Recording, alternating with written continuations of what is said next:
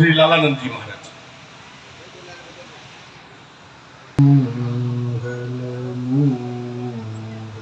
सतगुरु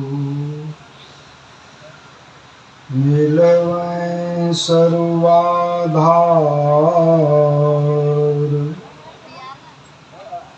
मंगलमय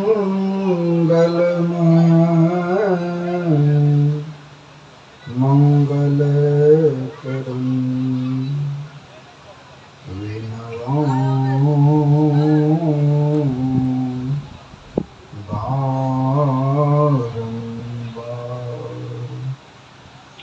ज्ञान उदधि पर ज्ञान घन, सतगुरु शंकर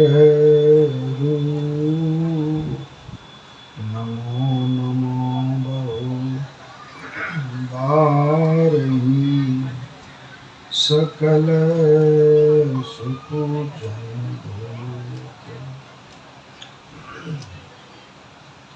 त्रैलोक पावन प्रातः स्मरणीय अनंत श्री विभूषित परमाराध्य सदगुरु महाराज के पावन पाद पद्मों में कोटि सह नमन। पावन हृदय महर्षि साई स्वामी जी महाराज के पावन पाद पद्मों में कोटि सह नमन। उनके ही विशेष कृपा पात्र संत मत के प्रधान आचार्य ब्रह्म ऋषि चतुरानंद जी महाराज के पावन पाद पद्मों में कोटि सह नमन। मंचासन पूज्य साधु चरण, उपस्थित संवेद समादरणीय धर्म प्रेमी महानुभावों, आदरणीय माताओं तथा भक्तिमयी बहनों, एक बार बुलंद स्वर में जय जयकार करें। बोलिए श्री सद्गुरु महाराज की जय। सभी लोग ऊंचे स्वर में जय जयकार सबको करना चाहिए। कबीर साहब कहीं जा रहे थे, उधर से बहुत लोग आ रहे थे। सब लोग कह रहे थे राम नाम सत्य है, सबका यही गत है। तो कबीर साहब ने कहा सभी लोग कह तो रहे राम नाम सत्य है, सबका यही गत है, लेकिन फड़की पर जो सोया हुआ है कहाँ कुछ बोलता है। तो लोगों ने कहा कि कबीर साहब से कहा कि मर गया है इसलिए नहीं बोलता है। तो जोड़ के नहीं बोलेंगे, हम भी यही समझेंगे। बोलिए श्री सद्गुरु महाराज की जय। मरने का कैसा भय होता है। प्यारे लोगों, अभी का जो विषय है भक्ति है। भक्ति का शाब्दिक अर्थ होता है सेवा। सेवा उसे कहते हैं जिनकी आप सेवा करते हैं वे आपकी सेवा से प्रसन्न हो जाए। जैसे किसी व्यक्ति को भूख लगी है, भोजन दे दीजिए। किसी व्यक्ति को प्यास लगी है, पानी दे दीजिए। कोई रोगी है, उनकी चिकित्सा करवा दीजिए। कोई निर्वस्त्र है, वस्त्र दे दीजिए। यही उसकी सेवा है। ध्यान से सुनिए, सवाल में छटपट काहे करते हैं।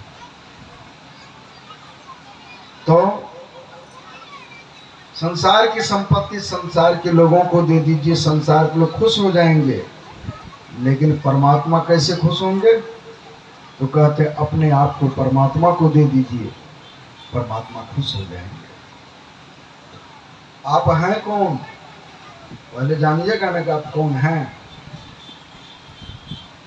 हम आप शरीर नहीं हैं, हम आप चैतन्य आत्मा हैं। जब तक यह आत्मा इस शरीर में है तभी तक आपका शरीर जिंदा है। हमारा हम आप चल फिर रहे हैं, दुनियादारी का काम कर रहे हैं, सभी लोग आपको जानते पहचानते हैं। जिस दिन आत्मा रूपी चिड़िया उड़ जाएगी इस देह से, कोई कितना ही सुंदर शरीर क्यों नहीं हो, कोई 2 कौड़ी के व्यक्ति आप नहीं रह जाएंगे। आपकी 2 कौड़ी की हस्ती नहीं रह जाएगी। लोग जाएंगे देखने तो घृणा करेंगे, छुआने लग जाएंगे। जो शमशान घाट जाएंगे वे भी स्नान करने लग जाएंगे। शरीर से आत्मा के निकलते ही आपके जीवन का कोई मूल्य, कोई महत्व नहीं रह जाएगा। 2 कौड़ी की व्यक्ति हो जाएंगे आप। टेबल कुर्सी लोहे का सामान यूज करते करते अगर टूट जाता है तो कबाड़ी वाला 150 रुपया किलो में ले लेता है। कितना ही बड़ा आदमी क्यों नहीं है, जालंधर का सबसे बड़ा आदमी, सबसे सुंदर है। माता लोग बैठ जाइए, बैठाइए, कोई कार्यकर्ता नहीं है। ये सारा सामान है, टूट फूट जाता, कबाड़ी वाले के यहाँ ले जाइए, 150 रुपया किलो में ले लेगा। जालंधर के सबसे बड़े लोग मर जाए, उनके ले जाइए कबाड़ी वाले के पास। भाई सबसे बड़ा आदमी था, बहुत पैसा वाला था, बहुत बड़े पद पर था, 500 रुपया किलो में ले लो। कोई कबाड़ी वाला भी आपको लेने के लिए तैयार नहीं होगा। 5 पैसा किलो में कोई रखना पसंद नहीं करेगा। सब कहेगा सबका अठन्नी घसक गया है, कि कहाँ से भूत प्रेत उठा के ले आया है। आपका क्या महत्व है, जरा सोचिए, आपका क्या मूल्य है? कोई मूल्य नहीं है, कोई मूल्य नहीं है। आप जीवन को समझिए, आदर सम्मान कीजिए। अपना आदर आप स्वयं करेंगे। भगवान कृष्ण ने कहा, जो अपना उद्धार आप स्वयं करते हैं वही मेरे मित्र हैं, जो अपना उद्धार आप नहीं करते हैं, अपकार करते हैं, वही मेरे शत्रु हैं। क्या भगवान के आप मित्र बनना चाहते हैं कि शत्रु बनना चाहते हैं? जीवन के महत्व को समझिए। एक युवक के मन में कुछ वैराग आया तो चला गया किसी महात्मा के पास, लेकिन लंबा तगड़ा था, धक्का मुक्का देते हुए एकदम शरीर को नेचता हुआ वहां गया। साधु बाबा की दृष्टि पड़ गई। कहाँ आए हो? कहा दीक्षा लेने। कहा भजन भेद लेने आए हो? साधु बाबा देख ले, घमंडी को भजन भेद भी देंगे तो असर नहीं होगा, पहले इसको सबक सिखाना चाहिए। कहा कि हम दीक्षा देंगे, लेकिन तुम वापस घर जाओ, जो सबसे घटिया सामान है, निकृष्ट वस्तु है, मेरी सेवा में ले आओ, तब तुमको भजन भेद बता देंगे। वह वापस आया घर। जिस किसी भी चीज को हाथ लगावे वह उपयोगी मालूम पड़े। देखा कोई ऐसी वस्तु नहीं है जिसको हम गुरु की सेवा में ले जाए जो किसी काम का नहीं है। मुंह लटका करके वापस आ रहा था। सड़क के किनारे कोई व्यक्ति थोड़ी देर पहले पखाना करके चला गया तो उसकी विष्ठा पड़ी हुई थी। का किसी काम का नहीं है, इसी को उठा कर ले जाते गुरु जी खुश हो जाएंगे। वो पत्ता तोड़ लिया, गया उसको उठाने तो विष्ठा से आवाज आती, ठहरो मूर्ख, मुझे सबसे घटिया समझते हो? घटिया मैं नहीं हूं, घटिया तुम हो। युवक ने पूछा क्यों, कैसे? कहा कि जानते हो भगवान राम ने जिसको कहा बड़े भाग मानुष तुम पावा, थोड़ी देर पहले 8-10 घंटे पहले मैं नारंगी था, बेदाना था, काजू किशमिश था, रसमलाई रसकदम रसगुल्ला था और तरह तरह के वैरायटी की सब्जी था। मेरी हंसती थी, कीमत थी, दुकानदार बड़े प्यार से सजा चढ़ा करके लगाते थे। जब तुम मनुष्य आए मेरे पास, मैं सोचा बड़े भाग का संग करके हम भी बड़े भाग्यशाली हो जाएंगे। एक बार तुम मनुष्य, थोड़ी देर पहले हम क्या से क्या थे, हमारी कीमत ही 1000 रुपये किलो की वस्तु थे, लेकिन एक बार तुम मनुष्य आया, मुंह में लिया, भीतर गया, आज देखो मेरी दुर्दशा क्या है, आज कोई मेरे तरफ देखना भी नहीं चाहता है, और फिर तुम आ रहा है छूने के लिए, भागो यहां से। सबसे घटिया वो मनुष्य है जो परमात्मा का भजन नहीं करते हैं। मर्यादा पुरुषोत्तम भगवान श्री राम ने देखा आने वाला समय बड़ा भयंकर होगा। लोग धर्म के नाम पर, भक्ति के नाम पर भटक जाएंगे, गुमराह हो जाएंगे, और जो बहुत ऐसे गुरु है दुनिया में, ज्ञान ध्यान सुधि नाही, तार सके ने एक को कहे बहुत अगबाही, ऐसे ऐसे पाखंडियों के चक्कर में पड़ जाएंगे। तो भगवान श्री राम ने माता सबरी के माध्यम से भक्ति के सुंदर सूत्र बतलाए। भगवान राम ने रामायण में कहीं लिखा है कि शुक्रवारी, मंगलवारी, बुधवारी, कुछ लिखा है। भगवान श्री राम ने कहा भक्ति की शुरुआत कहाँ से करें, शुरू कहाँ से करें, आरंभ कहाँ से करें? भगवान राम ने कहा भक्ति सचमुच में आपको परमात्मा से प्रेम है, परमात्मा को पाना चाहते हैं, तो भगवान श्री राम ने कहा प्रथम भगति संतन कर संगा। शुरू कहाँ से करें भक्ति? तो संतों के संग में जाइए, संतों के संगति में बैठिए और जहां संत महात्मा लोग आवे वहां जाइए, संग कीजिए, और जब उनके उपदेश वाणी को सुनिए। दूसरी भक्ति मम कथा प्रसंगा, उपदेश वाणी को प्रेम श्रद्धा से सुनिए। सुनते सुनते जब आपकी बुद्धि धर्मयुक्त हो जाए, जब ज्ञात हो जाए कि ईश्वर एक है, उस तक जाने का रास्ता एक है, वह परमात्मा सबके अंदर में है, सब जगह है, लेकिन है सबके अंदर में। विशेष रूप से जब तक अपने अंदर में परमात्मा का ज्ञान प्राप्त किए बिना बाहर में भी है आप देख नहीं सकेंगे। तब कहते गुरु के शरण में जाइए, परमात्मा का पता पूछिए, कहाँ मिलेंगे। भगवान कृष्ण भी गीता में कहा है अर्जुन से, अर्जुन साथ में थे, कहे अर्जुन सुनो, तद्विधि प्रणिपाते न परिप्रश्न सेविया उपदेक्षन्ति ते ज्ञान ज्ञानी नस्तत्वदर्शिया। किसी तत्वदर्शी महात्मा के पास जाओ अर्जुन, उनको साष्टांग दंडवत प्रणाम करो, और जब खुश हो जाए तुम्हारी खूब सेवा करो, तब उनसे भजन भेद लेकर के तब भक्ति करो। भगवान ने ऐसा नहीं कहा तुमको मैं मिल गया अब काम पूरा हो गया। भगवान कृष्ण भी अर्जुन को गुरु की शरण में जाने के लिए कहा। यहाँ भगवान नाम में यही बात कहते हैं, गुरु पद पंकज सेवा, तीसरी भक्ति अमान, चौथी भक्ति मम गुण गना, कड़ई कपट तजीदान। कपट छोड़ करके गुणगान कीजिए, और कहते गुरु के चरण में जाइए, अहंकार छोड़ करके जाइए। अहंकार लेकर के जाएंगे तो कुछ भी हासिल नहीं होगा, इसलिए अहंकार छोड़ करके गुरु के शरण में जाइए। चौथी भक्ति है स्तुति करना। गुरु की स्तुति, ईश्वर की स्तुति करेंगे तो क्या करेंगे, परमात्मा गुरु की आप पर कृपा होगी, ईश्वर की आप पर कृपा होगी, आपका ध्यान भजन में मन लगेगा। स्तुति सावधानी से कीजिए, स्तुति में गुणगान कीजिए गुरु का, ईश्वर का। चौथी भक्ति है। पांचवी भक्ति है मंत्र का जाप। मंत्र का जाप दृढ़ता पूर्वक, जो गुरु मंत्र बता दे उसका जाप हर वक्त करते रहिए।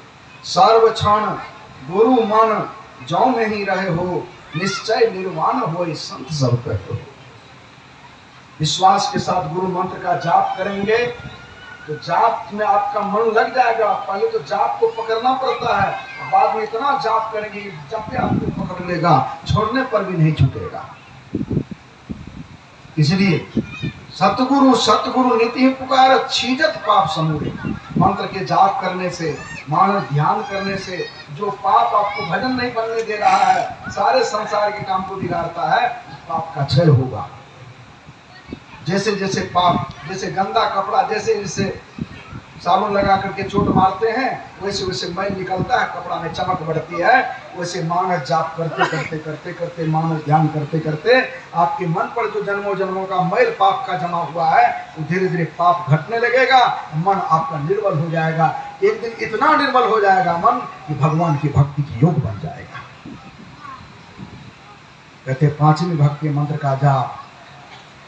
छठी भक्ति इंद्रियों का दमन। छठदम शील वीरति बहु कर्मा। कहते पाप कर्मों से अपने आप को बचाइए। संसार की सारी कामनाओं को भक्ति करते हैं तो सारी कामनाओं को छोड़ दीजिए, और तब कहते हैं क्या, दृष्टियों की क्रिया कीजिए, इंद्रियों का दमन कीजिए। ये छठी भक्ति। इंद्रियों का दमन कैसे होगा? अभी देखिए बिजली के पावर से पंखा, माइक देखिए, सारा काम चल रहा है। आप बिजली कहे ये पंखा हवा क्यों देता है, कूलर हवा क्यों देता है, फ्रिज बर्फ क्यों जमाता है, तो बुद्धिमान लोग कहेंगे तुम ही तो हो उसमें, अपने आप को निकाल लो।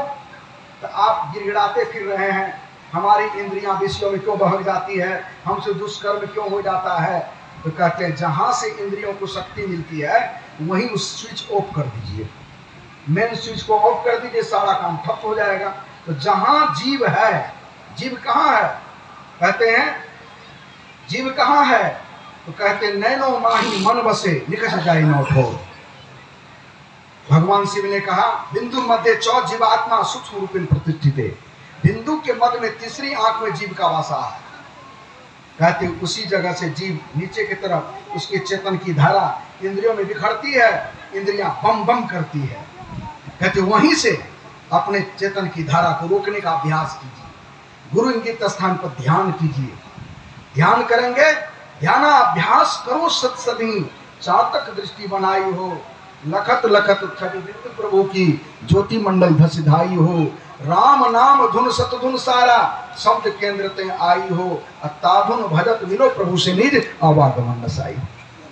गुरु महाराज कबीर साहब क्या कहते हैं, मेरी सूरत सुहागनी जागरी, या तू सोबत मोह निंद में उठी के भजनिया में लाग। गुरु महाराज भी कहते हैं, गुरु के शरण गहूं, धन धन गुरु कहूं, सुखमन सूरत लगाए तिसरती ढेर हो के। ये दुश्मना में ध्यान करने का। भगवान कृष्ण ने गीता में कहा, सर्वधर्मान्य परित्यज्य मामेकम शरणम व्रज, अहम त्वा सर्व पापेभ्यो मोक्षयिष्यामि मा शुचः। हे अर्जुन, सारे धर्मों को छोड़ करके मेरे शरण में आ जाओ। भगवान का चरण कहाँ है? मंदिर में? कहते नहीं। भगवान का चरण कहाँ है? गुरु महाराज ने कहा, सुषमना में ध्यान कीजिए, वहीं जिस दिन दृष्टि टिक गई, मन स्थिर हो गया, परमात्मा का द्वार खुलेगा और ज्योति का दर्शन होगा, वही परमात्मा का चरण है।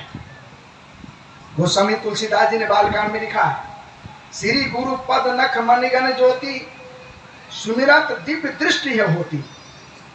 जहां ध्यान करने से दिव्य दृष्टि खुल जाती है, वो आपके भीतर में है। यह राज भेद गुप्त है, इसको जानना पड़ेगा, समझना पड़ेगा। जो जान लिए हैं, समझ में बात नहीं आई है तो जान लीजिए। बहुत लोग नहीं जानते हैं, यहाँ ध्यान करते हैं, आंख खराब हो जाएगी, माथा में दर्द होगा। जान लीजिए कहाँ ध्यान करना है, दृष्टि को कहाँ टिकाना है। भजन भेदी में नहीं ठीक से कर पाते हैं, समझ में बात नहीं आई। आदर कीजिए जीवन का, इस श्वास का सम्मान कीजिए। परमात्मा ने क्या नहीं दिया है, क्या चाहिए, अनमोल जीवन दिया है मानस। एक बहुत बड़े शहर का एक जमींदार आदमी अचानक बीमार पड़ा, अचेत हो गया। ले गए घर के लोग बहुत बड़े हॉस्पिटल में, भर्ती कराया। 2-2.5 महीने तक उसका इलाज हुआ, तब वो ठीक हो गया, चंगा हो गया, ऑक्सीजन पर रखा गया। जब वो ठीक हो गया, उस जमींदार व्यक्ति ने पूछा डॉक्टर से, आपका कितना पैसा हुआ? तो डॉक्टर ने कहा, सब मिला करके 12 लाख रुपया हुआ। कहा कौन कौन चीज का 12 लाख रुपया होगा? कहा कि 5-6 लाख तो खाली ऑक्सीजन का हुआ। इतना सुनना तक वह जमींदार आदमी रोने लग गया। डॉक्टर साहब का, मैं आपको जानता हूँ, पैसा नहीं है तो बाद में दीजिए, रोइए मत। कहा डॉक्टर साहब, हम इसलिए नहीं रो रहे हैं कि पैसा नहीं, पैसा तो मेरे पास बहुत है, लेकिन आज पहली बार बात समझ में आई, ईश्वर का कितना बड़ा उपकार है, हम कितने नीच हैं, कृतज्ञ हैं। तो क्या कहा कि आप 2.5 महीने तक ऑक्सीजन दिए हमको, तो 7-8 लाख रुपया खाली ऑक्सीजन का बिल बना दिए, दवाई का चार्ज अलग। परमात्मा माँ के पेट से लेकर के अभी तक ऑक्सीजन दे रहे हैं, किसी को कोई बिल नहीं भेजा। अगर परमात्मा बिल भेज देते, एक आदमी का ऑक्सीजन का बिल चुकाने में पूरे जालंधर की संपत्ति बिक जाती, तभी बिल पूरा नहीं होता। ऐसे अनमोल जीवन मिला है। भगवान राम कहते हैं, छठी भक्ति है दृष्टियोग की क्रिया करना, 7वीं भक्ति है शब्दयोग की साधना। जब ध्यान करेंगे, ब्रह्म ज्योति का दर्शन होगा और वहीं शब्द सुनाई पड़ता है। पुनः भजन भेद लेकर के शब्द की साधना करेंगे। स्थूल सूक्ष्म कारण महाकारण, केवल हूं के पार, सुषमन तिल हो तिलतन भीतर, होंगे सबसे न्यार। ब्रह्म ज्योति ब्रह्म ध्वनि को धरी धरी, ले चेतन आधार, तन में पिल 5 तन पाड़ा, जा पाओ प्रभु सार। नहीं हो सकोगे, जाओगे वही पार, पार गमन ही सार भक्ति है, लो यही ही अन्यथा। ब्रह्म ज्योति ब्रह्मनाथ का सहारा मिलेगा। 4 जड़ शरीर एक चेतन शरीर को जीव पार करके सर्वाधार परमपिता परमात्मा में जीव मिल जाएगा। सरिता जल जल निधि मा जाई, वही अचल जीव ही पाई। बैठ जाओ। बिनु विश्वास भगति नहीं, तेहि बिनु द्रवहीन राम, राम कृपा बिनु स्वप्न हूं, जीव न लहु विश्राम। छोटा सा प्रसंग है, अरे भाई बैठ जाइए, सुनी होती है। विश्वास चाहिए। दक्षिण भारत में महाराष्ट्र में एक संत हो गए, समर्थ रामदास जी महाराज। इस प्रसंग को सुना करके मैं समाप्त कर दूंगा, ध्यान से सुनिए। बहुत उच्च कोटि के संत, उनके बहुत सारे शिष्य लोग। राजा छत्रपति शिवाजी उनके शिष्य। शिवाजी महाराज को देसी मानते थे गुरुदेव, तो अन्य शिष्य के मन में हो गया, क्योंकि राजा है इसलिए उनको मानते हैं, हम लोग साधारण परिवार से बिलोंग करते हैं इसलिए हमको कम मानते हैं। गुरुदेव देखा, या विकार अगर मन में उत्पन्न हुआ है वो भक्ति नहीं करने देगा, इन लोग भटक जाएगा सब। अंतर्यामी गुरुदेव एक दिन लीला किए, सुबह उठे, जोर जोर से कराहने लगे पेट पकड़ करके। सभी शिष्य लोग दौड़ कर आए, गुरुदेव क्या हुआ? क्या मेरे पेट में जानलेवा दर्द शुरू हो गया है, लगता है अब हम बचेंगे नहीं। क्या गुरुदेव ऐसा मत बोलिए, आप तो अंतर्यामी हैं, दर्द कैसे ठीक होगा यह भी तो आप जानते होंगे। क्या जानता तो एक असंभव है। क्या है? क्या कोई व्यक्ति जाओ मेरे शिष्यों में से जितने यहाँ खड़े हो जाओ, सिंघनी का दूध लेकर के आओ, पिएंगे तभी दर्द ठीक होगा। क्या सिंघनी का दूध लाकर दे सकते हो? सब एक दूसरे का मुंह देखने लग गए, कोई तैयार नहीं। क्या शिवाजी को खबर करो, कितना खर्च होता है, बाद में प्रणाम नहीं कर सकते हैं आप, वहीं से प्रणाम करके बैठ जाइए। एक शिष्य दौड़ कर गया, शिवाजी महाराज की खबर मिली, भागे भागे आए, गुरुदेव को प्रणाम किया। गुरुदेव क्या हुआ? का शिवा अब हम बचेंगे नहीं, मेरे पेट में लगता जानलेवा दर्द शुरू हो गया। क्या गुरुदेव उपाय तो होगा कोई? का उपाय तो एक असंभव है। का शिवा के डिक्शनरी में असंभव शब्द नहीं है, बोलिए क्या उपाय है? सिंघनी का दूध पीने से मेरे पेट का दर्द ठीक होगा, क्या तुम सिंघनी का दूध ला सकते हो? ये तो कोई तैयार नहीं हुए जितने शिष्य हमारे हैं। कहा गुरुदेव तुरंत मैं ला करके देता हूँ। सिंघनी का दूध ऐसा है, प्रोटीन युक्त होता है, दूसरे बर्तन में ठहर नहीं सकता, पिघल जाएगा बर्तन। सोने का बर्तन मंगवाए राजमहल से, और गुरुदेव को प्रणाम करके सोने का बर्तन लेकर चल दिए जंगल की ओर। किराना दुकान में तो सिंघनी नहीं मिलेगी। जंगल की ओर जाते जाते गुरु महाराज का जाप करते हुए जा रहे हैं, और जाते जाते जंगल में देखा 2 सिंघनी का बच्चा खेल रहा है। उठाए गोद में सहलाने लगे। बच्चा है तो माँ कभी न कभी जरूर आएगी।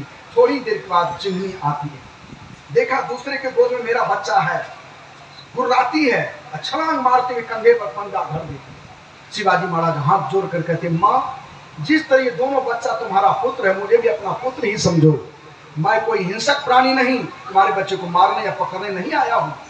मैं तो गुरु का भक्त हूँ। मेरे गुरुदेव के पेट में दर्द है, गुरुदेव ने कहा है तुम्हारा दूध पीने से ही पेट का दर्द ठीक होगा, इसलिए मैं तुम्हारा दूध लेने आया हूँ। अपना क्रोध शांत करो माँ। सिंघनी का क्रोध शांत हो जाता है, पंजा हटा लेती है, प्यार भरी दृष्टि शिवाजी को देखती है। दोनों बच्चा दूध पीने लग जाता है। शिवाजी महाराज प्रणाम करके सिंघनी को दूध निचोड़ लिए और प्रणाम करके चल दिए। इधर से शिवाजी महाराज जा रहे थे, उधर से गुरुदेव शिष्य मंडली के साथ क्या हुआ होगा, हिंसक प्राणी के समीप गया है, चलो देखने।